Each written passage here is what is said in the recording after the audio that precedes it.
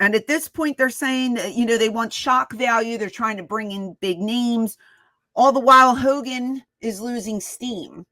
And he's still getting pops, but they're not as big as they were before.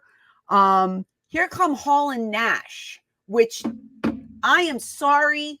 This is, without a doubt, my favorite angle in wrestling. I loved it. I'm a huge nWo fan, the original nWo. Huge fan. When you see Scott Hall walk in plain clothes, it's just like, what is going on? And I don't care how smart you are to this business. That was the coolest angle ever. Yeah. Fight me on it. Will not. May 27th, 1996.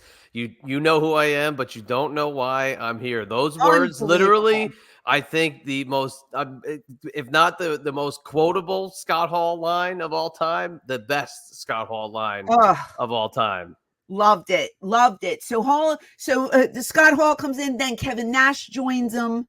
Then they start to tease this third member. Who can this third member be?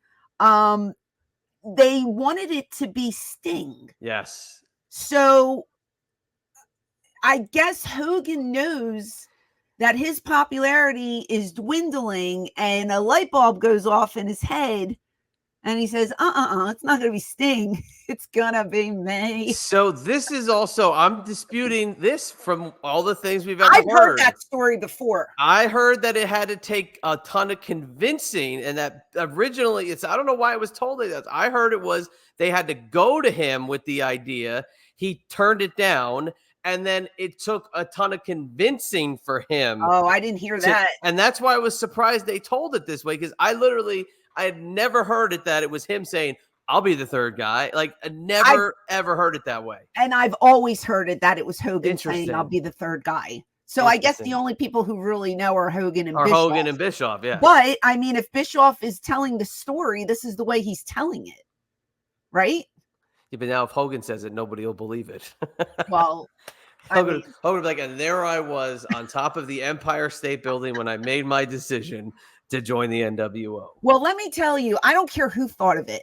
It was brilliant. That was amazing. It was one of the greatest heel turns ever, besides mine, in the history of the business. It's up there. It's definitely up there. Same year. Hey, what yours was? What month was yours? July? I don't know. Well, this was in June, so same summer. Well, I have no idea, but I loved every minute of it. Now, when I started to get disenchanted with the nWo is when it had 97 members. And then they had the Latino nWo, the French nWo, the Italian nWo. Like I couldn't deal with that. Like, I just wanted it to be the one group. Maybe, okay, bring in a couple more guys, but 20 members and then different. I that's when it lost me. Yeah, the original nWo, if you take out the Giant, I never liked that they put the Giant in it. Never was a fan of that. Okay. But it was Hogan, Hall, Nash, X-Pac, Ted DiBiase, and Virgil as Vincent. That made sense because those were all guys that you would link to the WWF.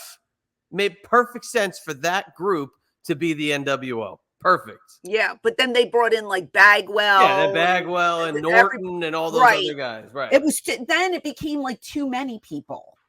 I think it started, and no offense to the wrestlers, for me, it just started to lose its luster the more and more people that entered. Although I did love Liz.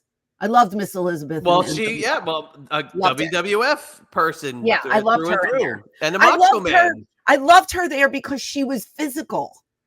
Yes. She actually moved and did stuff now, which eventually, her original role in the nWo storyline was the Miss Elizabeth is torn between, does she stay with the babyface Macho Man or does she go to the nWo? But it was good for her character. It was awesome. It was perfect. I loved heel Elizabeth. It was great.